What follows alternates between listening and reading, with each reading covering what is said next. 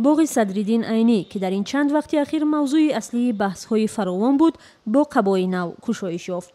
فواره‌های رنگین، راهروهای نو و سبزپوش در اطراف آرامگاه پرشکوه صدرالدین عینی و شهر بازی برای کودکان از جزوهای تازه باغ عینی است. مجسمه بزرگ پایه‌گذار ادبیات معاصر تاجیک در درآمدگاه باغ از بازدید کنندگان استقبال می‌کند. مراسم پرده برداری از این پیکره و کشایش دوباره باغ با شرکت امام علی رحمان رئیس جمهوری تاجیکستان و اهل فرهنگ و ادب برگزار شد. مردم زیاد در بیرون باغ عینی برای تماشای سخنرانی پرزیدنت جمع آمدند. بازگشایی باغ عینی پایه‌گذار ادبیات تاجیکان هم بر روز قانون اساسی که پایه دولتداری تاجیکستان است مصادف آمده است.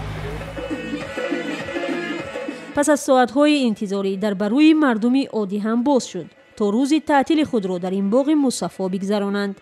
همین چند پیش در کنار صدرالدین عینی در این باغ برخی از چهره‌های مطرح تاریخ تاجیکستان آرمیده بودند. اما تصمیم مقامات بر این شد که در باغ عینی تنها آرامگاه صدرالدین عینی بماند. از جمله تربت باباجان غفوروف، جبار رسولوف، کمال عینی و باقی رحیمزاده که در گذشته خانه آخرتشان باغ عینی بود، ماه گذشته به لوچاب منتقل شدند. انتقال آرامگاه بسیاری از بزرگان که تا همین چند پیش در این باغ در کنار صدرالدین عینی بودند، اعتراض پیوندان برخی از آنها را برانگیخت. ولی آیا کشایش این باغ به این اعتراضها پایان خواهد داد یا نه؟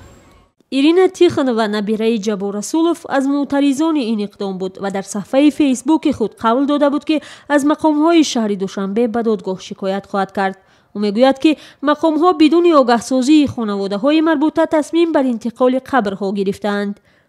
اما مسئولین میگویند که پیش از این اقدام در یک نشست مشورتی موافقت نزدیکان بزرگان برای انتقال تربت آنها به لوچاب را گرفتند. ایرج عینی نبیره صدرالدین عینی میگوید بهتر است این موضوع فراموش شود. اکنون اینجا انتقال قبرها و گذشت رفت. این خواهیم ما نخواهیم این کار شد. اکنون بازگشت به همین مسئله یکم معنا ندارد به فکر ما. باغ عینی در شهر دوشنبه آخر سالهای 1950 عصر گذشته بنیاد شد و نخستین پیکره که در این باغ به خاک سپرده شد از صدرالدین عینی پایه‌گذار ادبیات معاصر تاجیک بود. با وجود اینکه اعتراضات هنوز فرو نخفته است، آبی را که ریخته است نمی شود جمع کرد.